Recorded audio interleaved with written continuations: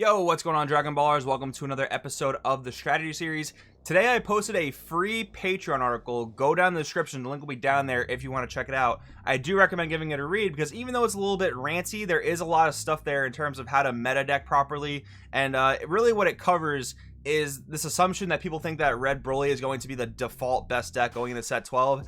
I don't necessarily agree with it. I think that assumption is made on a lot of false data coming from set 11, as well as just, people's general assumptions going into set 12. And that's perfectly fine. Have your opinion what you think is going to happen with the game.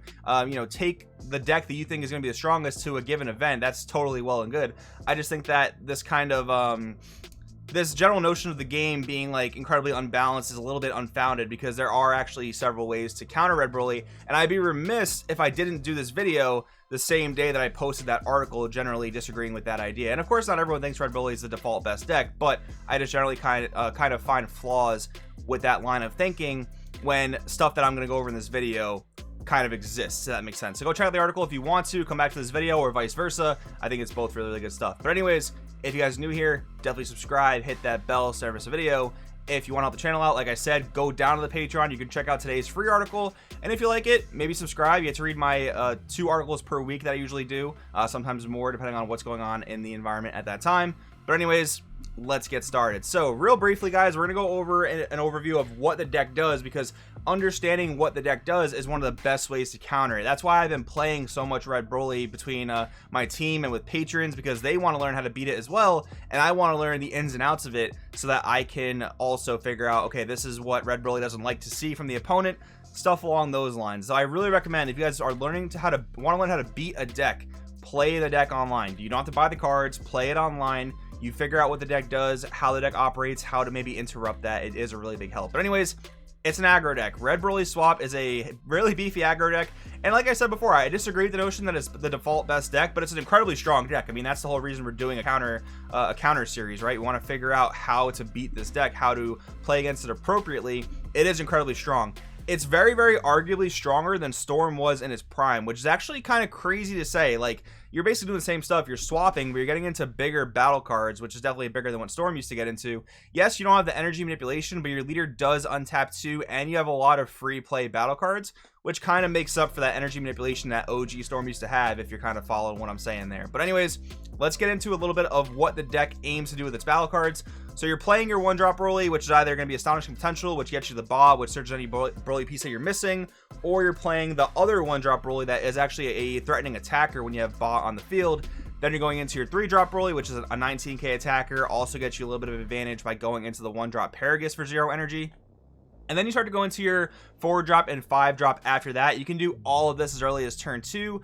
The 4-drop and 5-drop is where I will concede the point that I don't love how Bandai designed this archetype. I'm not saying it's perfectly fair by any means. It definitely is one of the stronger decks in the game. It's not, by most measures fair. But what the 4-drop and 5-drop do, it is pretty dumb. And just what I'm really talking about is when they're both played, your opponent warps a card in their hand and they get it back at the end of their next turn. I think that's kind of dumb when you combine that with critical, because you're already basically playing a resource denial deck. I just think they could have really made a minor tweak to this stuff, where they said your opponent gets it back at the start of their turn or at the end of the turn that you played this card, because I get it, right? Like, you're taking a card out of their hand temporarily, reducing their combo power, reducing their options to deal with your onslaught of attacks, but when it gets back to their turn, they should have gotten the cards back. So I don't love the way it's designed. I'm not trying to, justify that this deck is perfectly fine and balanced, but there are ways to deal with it that we will continue to go over. Also, there is a 6-drop. Yes, of course, we all know this, but there are some nuances with that. They don't always get into the 6-drop every single game, because either they're winning or losing the turn before they're able to play the 6-drop. But you can also kind of play around their 6-drop by not charging, especially if you go first. And only certain decks can do that. I'm not saying that every deck is able to skip charge and still win the game on 2 energy, but like certain aggro decks, like if you're playing Reboot Gohan or Dark Broly, you're able to kind of do that more efficiently than more of like a mid-range or a control deck. If you're playing mid-range control, you probably can't do that, but it is an option to get around their 6-drop if you really don't want them to drop it on you. Anyways, this is the stuff they are paying 0 energy for, and it's honestly what makes a lot of the deck even more OP. So Bardock the Resolute, not a card that every list plays, and I get it. It's kind of like high risk, high reward. It's a free double striker that can potentially swing twice. It is 0 cost combo power, but I think the downside is really negligible, especially when you have discard outlets in the deck. If it's sitting dead in your hand, you can get rid of it pretty easily and turn it into something valuable. Then, of course, you have whatever overwhelm you want to play. A lot of lists play Man on a Mission. Some lists play Bardock Fighting Against Fates. Some lists play even smaller overwhelms to kind of maybe drop them every single turn. And then King Piccolo New Ruler, one of the cards out of Draft Box 6 that honestly took Red Broly over the top in terms of making it even stronger. This is basically gives Red Broly 2 overwhelms per turn, which admittedly, again, is kind of stupid. It is a free 20k double striker. It does go away at the end of the turn, but it is a really strong card nonetheless. And then finally, the number one big thing that Red Broly is trying to do, they can actually resolve this every single game pretty consistently, is the Piccolo Jr. Giant Force Unison, particularly the -6 skill. They'll let you play 2 different battle cards. So besides your 3-drop Red Broly, you have some other options. Fearless Pan, definitely the most staple and strongest one. She comes out, gives the rest of your board and your leader double strike. Obviously incredibly powerful when you pair that with all the crit that the deck offers. And then Oblivious Rampage Son Goku is another card you can tech. Comes out with Fearless Pan, so he gets the double strike, but you can also KO one of your red battle cards to switch him back to active mode for 2 20k double strike crit swings. Very strong -6, something you might want to keep in check if your deck inherently deals with Unisons relatively well. If they play this, the turn they play it, they can usually get it to 5 markers before the end of their turn via its own skills and their different Brolys that add markers to it. So if your deck can 5-0 a Unison pretty well, you're probably going to want to consider doing that. It is one of their most powerful win cons.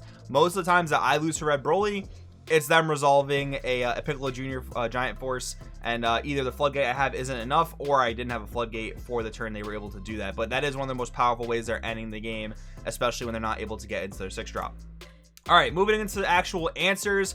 Dark Power Black Mass Sand is really interesting one to look at, because before Draft Box 6, this card almost like auto beat Red Broly. And I hate to say auto beat because I really don't like dealing with absolutes when it comes to like matchups and stuff like that. But they had no good answers to Dark Power Black Mass Sand. They had to tech really weird cards. Sometimes main deck cards they really didn't want to play. Because when you have this card out in the field, your opponent can't use Planet Vampa, and they also can't use the 1-drop Broly to play the Ba from the deck.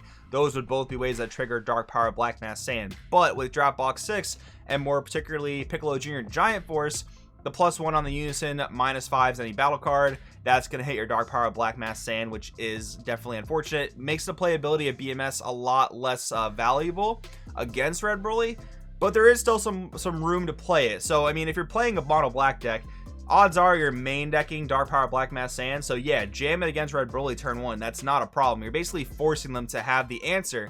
The other thing you're doing here is, even if you decide you want to side in BMS against Red Broly, even considering the fact they have Piccolo Jr. Giant Force, if you put this out in the field, you're basically telling your opponent, okay, you have to open Piccolo Jr. Giant Force. If you don't, you realistically can't play the game efficiently. Other than that, if you do open Piccolo Giant Force, I'm forcing you to play it on turn 1, -5 my BMS, and yeah, that's fine, whatever. But you're also slowing Red Broly down by an entire turn. You're not letting them put Vampa on the field. You're not letting them swap into a 3-drop, getting Paragus out on the field.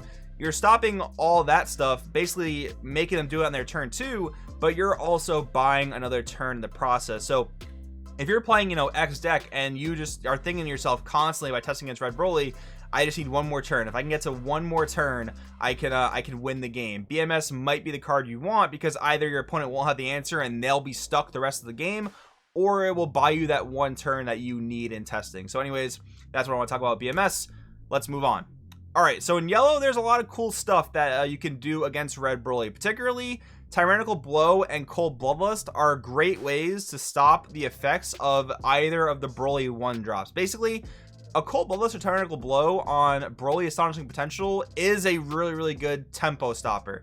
Now, I will say one of the most effective strategies to use these cards in is going to be Mecha Frieza, and that's because with Mecha Frieza, if you open either of these cards, you can use them basically on your quote-unquote turn 0 while you have 0 energy, because your leader can take life in order to activate either of these cards. It's going to be a really great way to get value out of these going both first and second. If you're playing just your typical yellow deck, especially one that's not Frieza Army and you have to play pretty much Tyrannical Blow, you do have to have an energy charge, so it is kind of requiring you to go first to get real value out of these. That being said, though, I mean, there are certain scenarios later on where, like, at least if you have Cold Bloodlust or Tyrannical Blow for certain cards in their deck, later in the game, they can be okay. And that's also more along the lines of, like, cards like Super Kamehameha if you're playing, like, Vegex or Dark Broly. There are counterplays that cost 1 that are very, very good later in the game as well. Another really good one to consider too is Unexpected Turn. Now, Unexpected Turn is one I'm a little hesitant to recommend,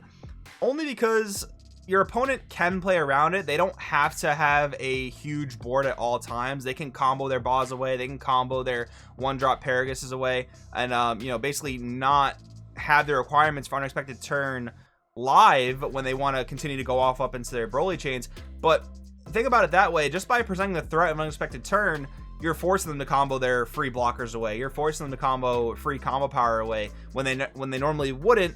That is going to make your life a little bit easier when you're going for game or going to put pressure on them. Also consider the fact that if Unexpected Turn is live, from what we've tested, it is pretty devastating against Red Broly. You're wiping, again, a lot of their free combo power, the 1-drop Paraguses, the Boss, and all that good stuff, and you're stopping them from getting into one of their next Broly pieces, essentially for 1 energy. So counterplays like that are quite good. Mecha Frieza is slated to be pretty solid against Red Broly, but I will say the 1 Tyrannical Blow against a good Red Broly player might not be enough. You got to have some way to follow up after that, whether that be Zamasu super combos, whether that be X copies of Nimbus. You want to have other ways to continue to control their pace of the game and then somehow end the game yourself. Honestly, a good way to do that, if you're playing a deck like Mecha Frieza, probably going to be teching 1 to 2 copies of Furthering Destruction Champa, catch them at 2 life after they've taken a bunch of life to try and get back into the game, stop their turn with whatever you can, and then go in for the big double strike, dump your hand, and see if you can go from there. Anyways, guys, next up we got to talk about Floodgates. Floodgates are a thing we have now that we didn't really have back in the Storm days. The closest thing we had to that was Flying Nimbus, which obviously was great in Storm Mirror matches, but nowadays we have a lot more defensive options when it comes to decks like Red Broly. Of course, if you're in red, play Topo Righteous Aid. If you're in blue, play Heroic Prospect Trunks. What's really funny here is actually Intersecting Fates, you'll see on the bottom right. This is a really cool thing you can do with Xeno Unison. So what you can do is, if you play Xeno Unison on 2, because a lot of decks want to play Xeno Unison on 2 to keep themselves on curve, you can play that, charge the extra energy from the top of your deck, and then you can use Intersecting Fates, and at the end of the turn you get to untap 1 of your energy. You can choose to untap 1 of your regular manually charged energy, and you can let the Xeno energy die, but you'll go into your opponent's turn with 1 up for either Dimension Magic or Heroic Prospect, whatever you need at the time. It is a really cool combo you can do. Intersecting Fates basically costs you 0, because at the end of that turn you will get that untap, and it'll actually be an energy you can use defensively, as where normally if you tapped out for Xeno Unison, you would be truly tapped out. So that's really great there. And then Protector of the People, a staple in black decks, but also a generically good Floodgate. Red Broly, a lot of what they do is stacking on battle card attacks. So Protector of the People, especially if you catch them on a leader swing, negate the leader swing for the big 20k crit, pitch your card, and then as they go with their onslaught of battle card attacks, Protector of the People is going to continue to ramp you up, which in my opinion works great in a lot of different decks. One more thing I want to mention here, it's not exactly a Floodgate, but guys, if you are playing blue or some type of deck that can manipulate energy, guys, definitely try out pseudo super combos like Infernal Villainy Cell, Unbreakable Spirit Goku. When I've been playing Soul Striker against things like Red Broly and other aggro decks like Reboot Gohan and Vegex, pseudo combos for me have been invaluable. Yes, you wouldn't normally dedicate spots in your deck to pseudo combos. Let's be honest, blue is the best color that can take advantage of pseudo combos, and you do have to, you know, slightly change your deck to accommodate for a more aggressive format, but realistically all you're adding is 3 cards. You're adding 3 copies of a pseudo combo. You're making your deck better for the meta that you're in. I don't necessarily agree with the fact that people think that means you can't play X deck or can't play X strategy. You just have to meta deck just a little bit, just a little bit of tweaking for your deck, and you can do a lot better against these super aggressive decks, and we'll talk more about that actually in just a little bit. Makikabura the Broken Seal is an absolutely excellent card against Red Broly, but I will say it's only really solid in particular strategies, and those seem to be aggro decks. Let me explain why. So Makikabura costs 2. Against Red Broly, the most you're probably getting is 2 or 3 turns, depending on who goes first and how aggressive they're able to be. Makikabura taps you out on 2. That is a little bit risky. So what I find is Makikabura is really good in decks that can follow up pressure or get removal for 0 energy. So if you're able to like Makika Bora, call Broly 4 or Broly 1, depending on if they're on their unawakened or awakened side. And then if you're like Dark Broly, for instance, you play one of your removal Dark Brolys, or if you're like Zamasu leader and you can use your Awakened Leader's effect to bottom deck one of their threats so they can't get back into their Broly chain, that's when Meki excels really, really well. Likewise, if you're playing Meki and you're playing a more aggressive deck where you can follow up aggression for 0 energy since you just tapped 2, that's where you're going to want to look for Makika Bora. Not every deck is going to be able to use Makika Bora to the best of the abilities, because let's be honest, if your opponent has a Broly chain in play already, well, stopping them from putting up a second chain is not really going to help with the fact they already have a 5-drop 30k crit on the board, right? So you do want to keep that in mind depending on which strategy you use Makika Bora with. Next up, guys, we're talking about removal in general. Now, there's a lot of generic removal you could play that's really, really good against Red Broly. I have some examples right here for you, but more specifically what I want to talk about when it comes to removal is what we're calling, quote unquote, the double pop. So basically what that means is if you're able to use 2 pieces of removal against Red Broly in 1 turn, that's where removal is really going to excel against their strategy. Because think about it this way, they have a 5-drop in play, you use any of these cards to remove it, right? They lose that card, they pitch a card to use their leader skill, and then they play their 4-drop. So they've lost 2 cards, they're playing a new card for free, very, very strong leader effect. You use another piece of removal, again, listed here, or any generic removal your deck can play, or any inherent removal your strategy already has at its disposal. Now your opponent really has to think, well, I just lost 3 cards. Am I going to pitch another card to play another copy of my chain, meaning overall I've lost 4 cards? We've noticed that in games where we've been able to resolve the double pop, a lot of times our opponent doesn't go for that second leader ability to play a battle card. But even if they do, like, they're so much less threatening, because that takes them anywhere from like 8 to 5 cards, or anywhere from that ballpark where they're just losing a lot of hand value. They're not able to defend nearly as efficiently, and the double pop is working out really, really well for us. So I do want to recommend it. Maybe Tech Secret Identity as your overwhelm of choice. Maybe side deck Heavenly Wizard Demigra. If you're blue, you probably want to main deck Max Power, side deck it if you're in other colors. But that leads me to one more point, guys. If you're playing a green deck, play some number of copies of Unison of Sorcery to complement your charismatic villain. Turn 1 Demigra Unison has been so good against Red Broly in testing. You're able to counterplay them as they go into their 1-drop or before they get to their awakened side. So at any time if you pop them, they can't use the leader ability to replace their chain. And then likewise, what we just talked about, even if they do get into that, if you can perform the double pop, like freeze a charismatic villain into max power or secret identity, whatever the case is, you're setting them back so far behind. It's been so crazy in testing. Even in green Gotenks, where normally you'd only want to play 2-cost Unisons, Demigra Unison of Sorcery has been doing phenomenal work. It's been doing really, really well. And again, that's another situation where you're just meta decking. You're building your deck to accommodate to the meta. Yeah, sure, maybe it's a little bit annoying, but it's not saying like, okay, you just cannot play green Gotenks. Green Gotenks is unplayable while Red Broly is in the meta. That's not the case. 3 copies of Demigra Unison of Sorcery has been doing exceptionally well for us. So again, none of the stuff I'm talking about here is going to auto win you the Red Broly matchup. That's not really what this video is meant to say. What it is meant to say is there are ways you can look at the game and approach the game, side deck properly, play properly, tech the right cards, and you can do a lot better against Red Broly. So I do want you guys to think about all this stuff. Hope you guys enjoyed the video. Thanks for watching. Let me know in the comments below what you think, and I'll see you next time.